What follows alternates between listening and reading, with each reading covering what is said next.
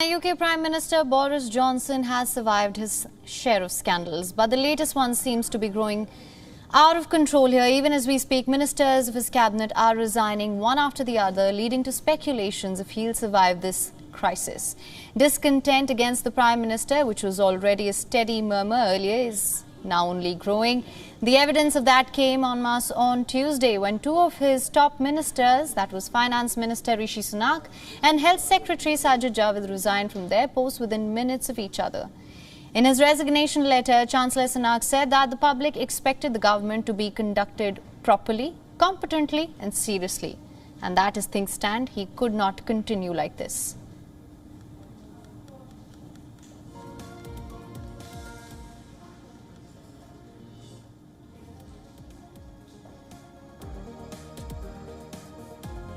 Sajid Javid resigned, writing that the Conservative Party as it stands is neither popular or competent in acting in the nation's interests.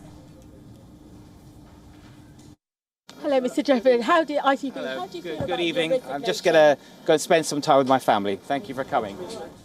Now, what both resignation letters highlighted is this, that members of Johnson's own party no longer have faith in his leadership. The Prime Minister, however, showed his determination to remain in office. He has appointed Nadhim Zahawi, who was the Education Minister, as his new Finance Minister. Zahawi defended the Prime Minister today after taking on the role. Just as we strive to reach the remaining...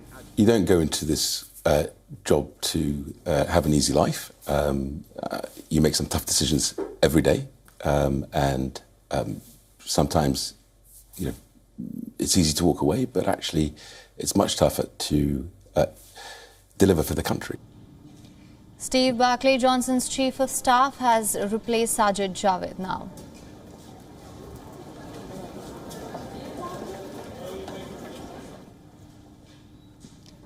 And for more on this, we're now being joined by Sally Patterson from London. Thank you so much for joining us, Sally. Two more resignations. We know that Prime Minister Johnson is to be questioned in the House of Commons today as well. Is there another apology on the horizon? Take us through the developments that we can expect today. Well, as you say, it's really been a whirlwind few hours. It's not even 10 o'clock a.m. here in the UK, and we've already seen two more resignations. One came from Laura Trott, who was a ministerial aide, and another from Will Quince, who was formerly the Children's Minister. And both of them, in their resignation letters, touched on the topics that you said, that the nation does seem to have lost faith in the Prime Minister, Boris Johnson, especially after such a scandal, which we saw where Chris Pincher, who was the Deputy Chief Whip, was found to have not only sexually assaulted, or is accused of sexually assaulting two men recently, but actually allegations against him go back several years, and worse still, the Prime Minister knew about these despite claiming over and over again that he did not. Now, we did see a apology from the Prime Minister on Tuesday, where he said that he was sorry for anyone who had been hurt by what had happened, and he also said that in retrospect he would not have given Chris Pincher the position, which is really to hold other MPs to account. He would not have given him that position if he could do it again. Now, today, we are waiting to see in the House of Commons, we'll have Prime Minister's questions, where the opposition party and the Prime Minister's own MPs will be able to ask him questions which are unlikely to go very easy on him. We're not sure yet whether we're going to see other resignations later today, but we've already seen a whole spate. As you mentioned, we saw two of the most senior cabinet ministers resign, saying that they no longer could serve this Prime Minister. They no longer had faith in him.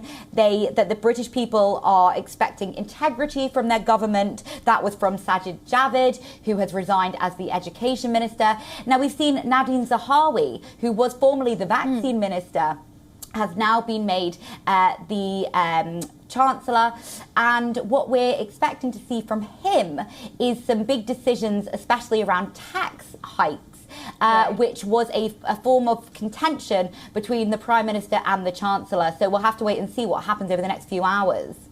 Right. All right, Sally, do stay on with us. We will come back to you. Now, the resignations of Britain's finance and health ministers, they've reignited speculations on just how long Johnson will manage to remain in Downing Street. But if he doesn't and is ousted, the UK will have a new Prime Minister. Let's just take a look at some of the potential candidates here who could succeed Boris Johnson.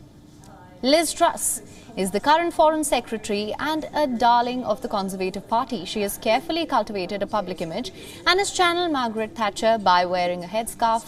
Now Truss has backed Johnson, saying he has her 100% backing. Next up, we have Jeremy Hunt. He's a former Foreign Secretary and finished second to Johnson in his 2019 leadership contest. He would offer more serious, less controversial style of leadership after the turmoil of Johnson.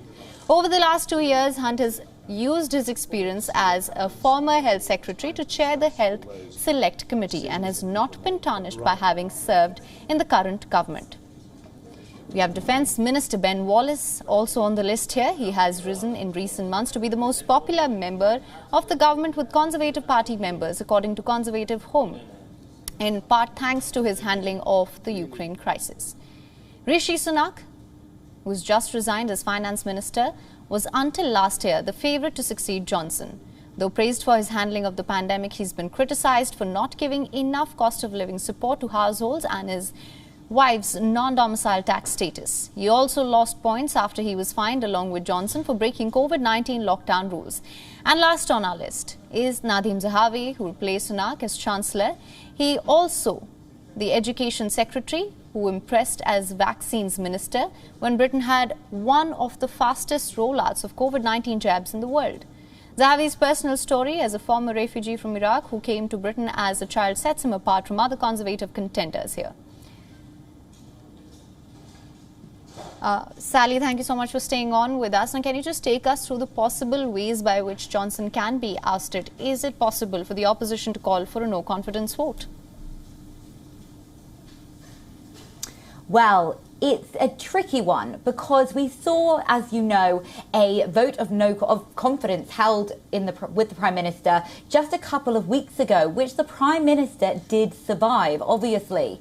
Now, there are lots of calls for another vote of confidence to be held, but the problem is, as the rules currently stand, another vote cannot be held for a year after the first one took place. However, there is growing consensus that the rules could be changed in what's called the 1922 committee, which sorts these rules within the Conservative Party, and the deadline could be moved much sooner. So another vote of confidence in the Prime Minister could be held. Now, we could see some analysts are saying that this could happen as soon as today, these rule changes, but it's still unclear whether that is going to happen.